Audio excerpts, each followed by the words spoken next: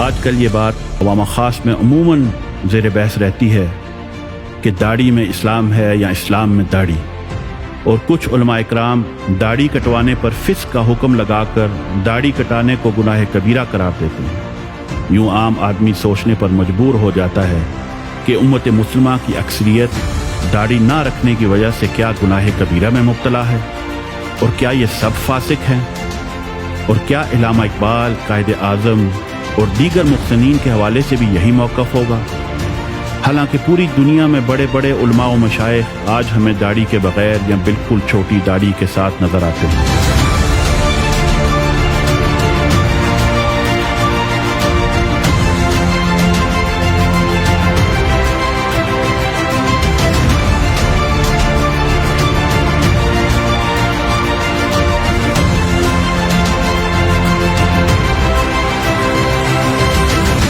اس سارے معاملے کی حقیقت آخر کیا ہے؟ آئیے جانتے ہیں۔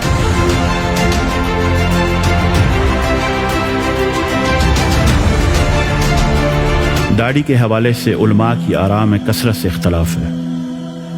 اس کو آسان انداز میں سمجھا جائے تو بنیادی طور پر اس حوالے سے دو موقف ہیں۔ ایک موقف یہ ہے کہ داڑھی بڑھانا واجب ہے، دوسرا موقف یہ ہے کہ داڑھی سنن عادیہ سے ہے، یعنی ایسی سنت جس کا شمار عادات میں سے ہوتا ہے، جیسے سرما لگانا، امامہ اور جبہ پہننا وغیرہ۔ اب جہاں تک تعلق ہے پہلے موقف کا کہ داڑھی بڑھانا واجب ہے، تو اس موقف کو بالخصوص بر صغیر میں پذیرائی حاصل ہے۔ اگرچہ پہلے دور کے علماء کے ہاں بھی یہ موقف ملتا ہے، لیکن بعد میں آنے والوں نے اس میں بہت شدت اختیار کی، حتیٰ کہ داڑھی ایک مٹھی تک بڑھانا واجب قرار دے دیا، اور اس طرح ان شدید موقف رکھنے والوں کے نزدیک داڑھی کٹوانا ایک حرام فعل ہوا، اور داڑھی کٹوانے والا گناہ کبیرہ کا مرتکب قرار پایا،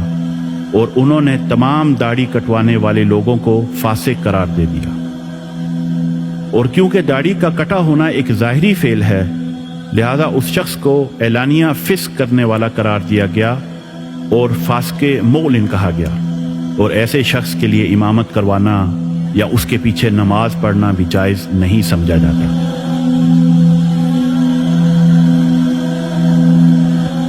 اس موقف کے حامی یہ دلائل پیش کرتے ہیں کہ نبی کریم صلی اللہ علیہ وسلم نے فرمایا، مشرکین کی مخالفت کرو، داڑھیاں بڑھاؤ اور مونچھیں کٹاؤ، اور آپ صلی اللہ علیہ وسلم نے ارشاد فرمایا،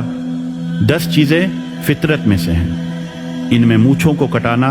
اور داڑھی کو بڑھانا بھی ہے۔ یعنی معلوم ہوا کہ داڑھی بڑھانا ایسی سنت ہے جس کا اللہ کے حبیب صلی اللہ علیہ وسلم نے باقاعدہ حکم دیا ہے، اور جس کام کا اللہ کے حبیب صلی اللہ علیہ وسلم حکم دیں وہ واجب ہوتا ہے، لہذا داڑھی بڑھانا بھی واجب ہے۔ اور داڑھی کو کٹوانے والا رسول اللہ صلی اللہ علیہ وسلم کے حکم کی مخالفت کرنے والا ہے، اور یہ ہے وہ پہلا موقف جو بر صغیر کے اکثر علماء کے ہاں رائج ہے۔ جبکہ دوسرا موقف یہ ہے کہ داڑھی بڑھانا سنن زوائد میں سے ہے، اور سنن زوائد وہ سنتیں ہیں جن کا تعلق نبی کریم صلی اللہ علیہ وسلم کی عادات مبارکہ سے ہے، جیسا کہ زلفیں رکھنا، سرما لگانا، امامہ پہننا، جبہ پہننا وغیرہ۔ اور ایسی سنتوں پر عمل کرنا ثواب کا باعث تو ہوتا ہے، لیکن ان پر عمل نہ کرنا گناہ کا باعث نہیں ہوتا۔ یعنی ان علماء کے نزدیک داڑھی رکھنا ایک مستحب سنت یعنی پسندیدہ عمل ہے، اور اگر داڑھی نہ رکھی جائے تو اس میں کوئی حرج نہیں ہے۔ اس موقف کے قائلین یہ دلائل پیش کرتے ہیں کہ اللہ کے حبیب صلی اللہ علیہ وسلم نے جو داڑھی بڑھانے کا حکم فرمایا ہے، مشرکین کی مخالفت کرو، داڑھیاں بڑھاؤ اور مونچھیں کٹاؤ، اس سے داڑھی کا واجب ہونا ثابت نہیں ہوتا، کیونکہ یہ حکم استحباب کے لیے ہے،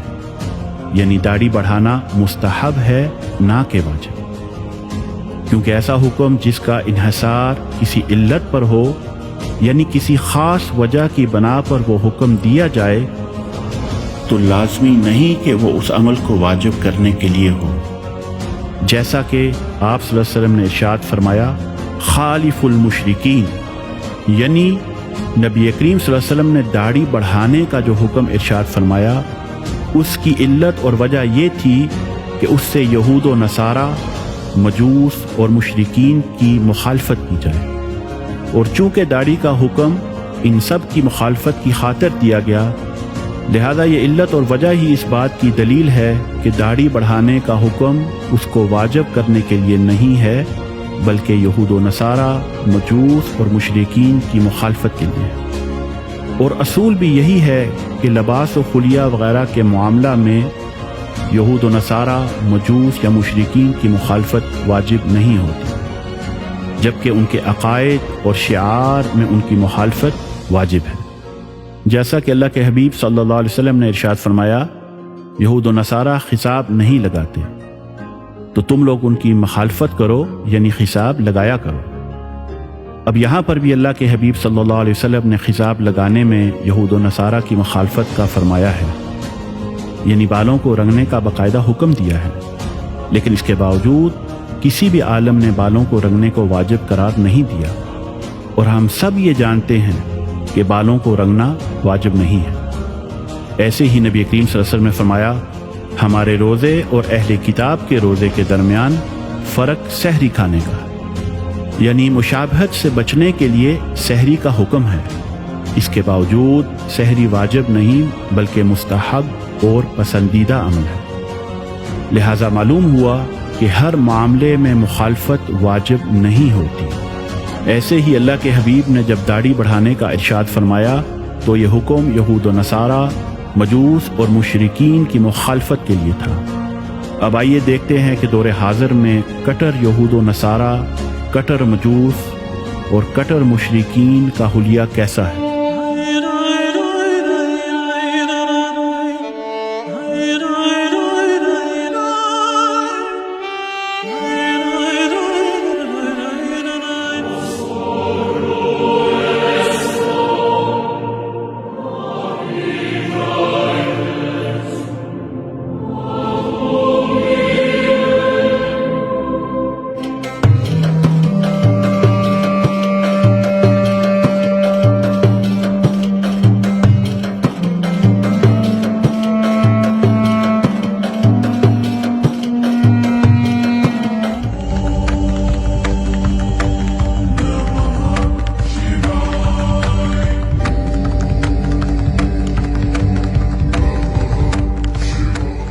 اب اگر یہود و نصارہ، مجوس اور مشرکین کی مخالفت کا حکم واجب ہوتا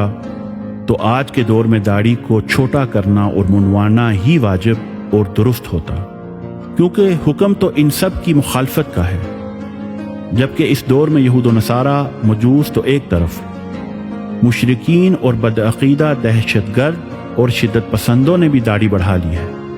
لہذا یہ بات واضح ہو گئی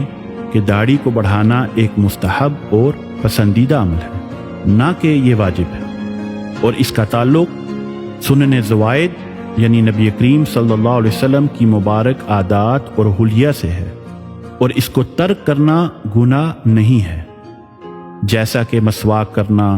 سرما لگانا، جبہ اور عمامہ پہننا وغیرہ ہے۔ نبی کریم صلی اللہ علیہ وسلم کا اپنا فرمان بھی اسی بات کی تائید کرتا ہے کہ ام المؤمنین سیدہ عائشہ صدیقہ رضی اللہ عنہا فرماتی ہیں کہ نبی کریم صلی اللہ علیہ وسلم نے فرمایا 10 چیزیں فطرت میں سے ہیں: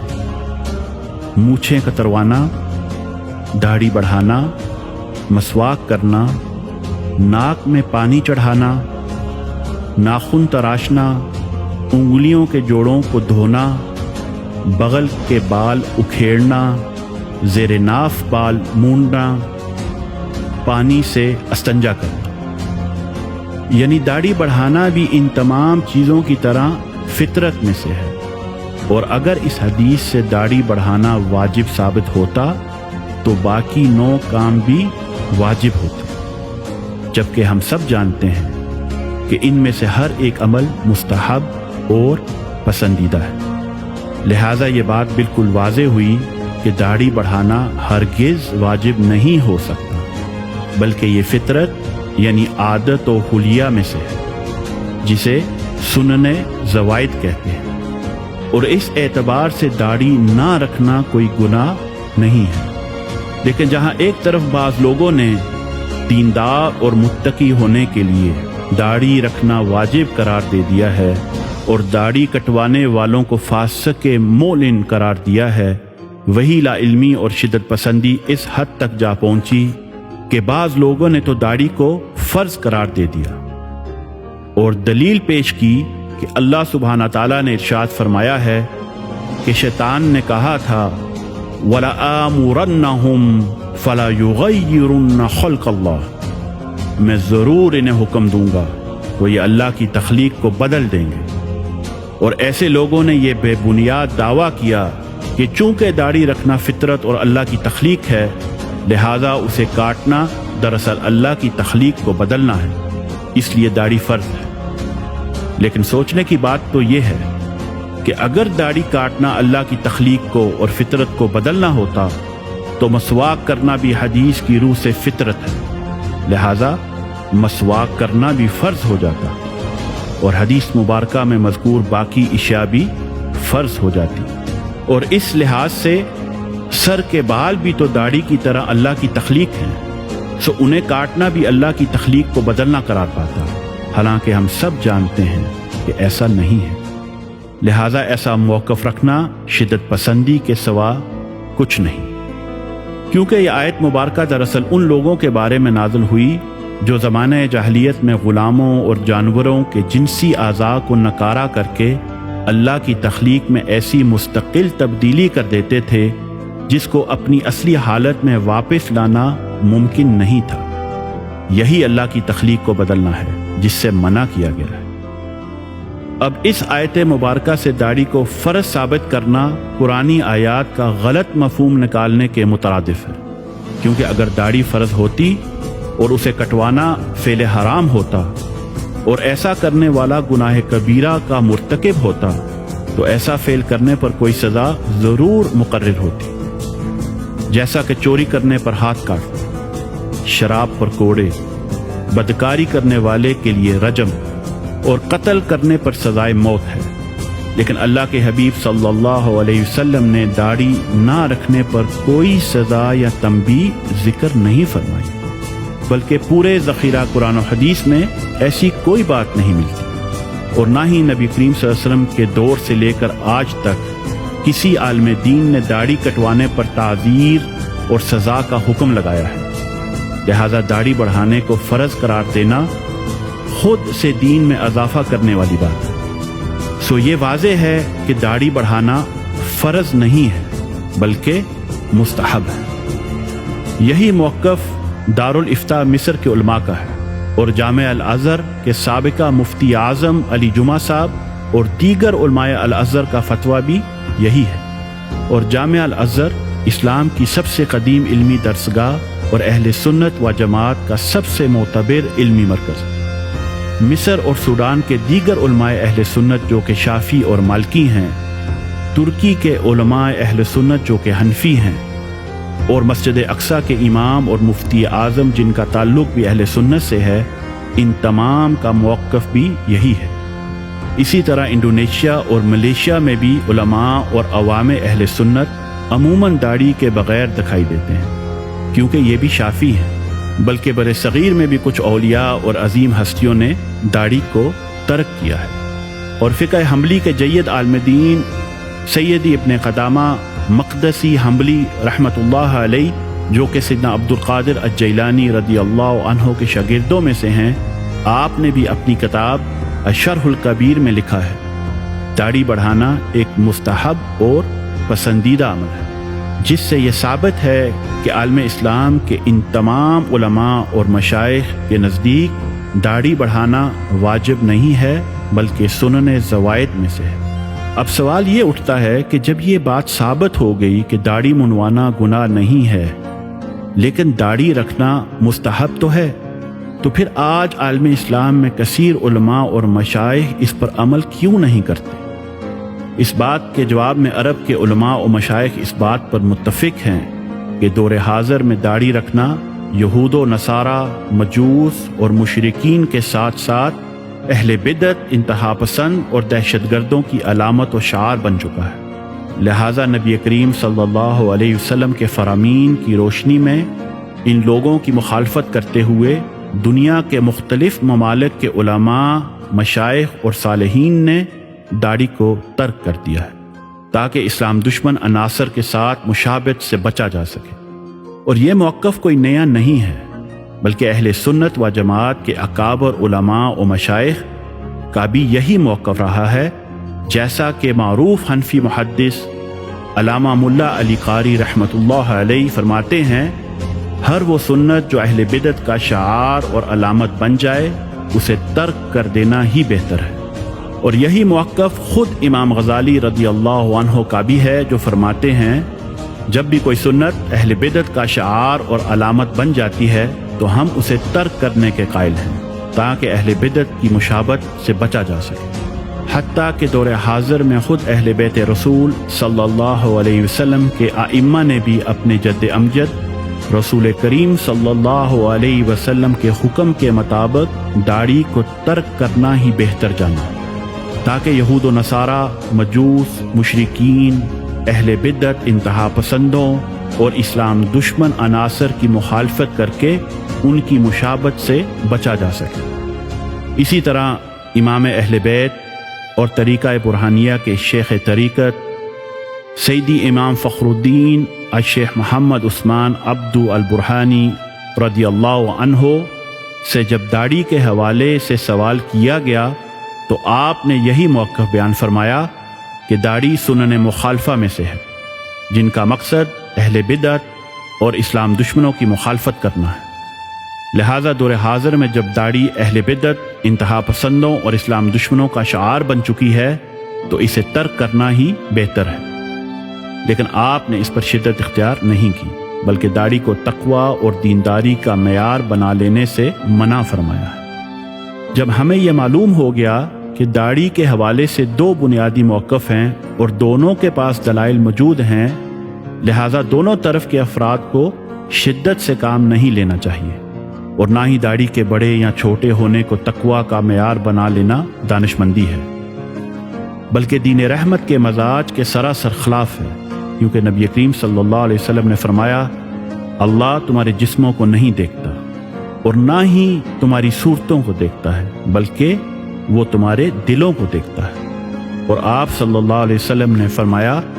بے شک بدن میں ایک گوشت کا ٹکڑا ہے، جب وہ درست ہو جائے سارا بدن درست ہو جاتا ہے، اور اگر وہ بگڑ جائے سارا بدن بگڑ جاتا ہے، بلا شبہ وہ دل ہی ہے۔ یعنی تقویٰ کا تعلق دراصل ہمارے دل سے ہے، نہ کہ ہمارے ظاہری حلیہ سے ہے۔ اسی لیے تو نبی کریم صلی اللہ علیہ وسلم نے اپنے دل کی طرف اشارہ کرتے ہوئے 3 دفعہ دہرایا، التقویٰ ہا ہنا، تقویٰ تو یہاں دل میں ہے۔ لہذا داڑھی نہ ہونے کو بنیاد بنا کر کسی کو حقیر سمجھنا اور فاسق و گنہگار قرار دینا اور داڑھی ہونے پر کسی کو افضل اور متقی سمجھنا بالکل بے بنیاد اور نامناسب ہے، بلکہ درست تو اللہ کا فرمان ہے، بے شک اللہ کے نزدیک تم میں زیادہ عزت والا وہ ہے جو تم میں زیادہ تقویٰ والا ہے۔ اور اللہ سبحانہ تعالیٰ نے جب اولیاء کی صفات بیان فرمائیں تو کسی ظاہری چیز کا ذکر نہیں فرمایا، بلکہ فرمایا بلا شبہ اللہ کے ولیوں پر نہ کوئی خوف ہے اور نہ ہی وہ غم کرتے ہیں، یہ وہ لوگ ہیں جو ایمان لائے اور تقویٰ اختیار کیا، اور تقویٰ کا تعلق دل سے ہے۔ لہٰذا قرآن و حدیث سے یہ ثابت ہے کہ اللہ کا مقرب بندہ اور ولی ہونے کے لیے ظاہری حلیہ کوئی معنی نہیں رکھتا، اور جو لوگ داڑھی کو لے کر علامہ اقبال کو فاسق قرار دیتے ہیں تو وہ لوگ جان لیں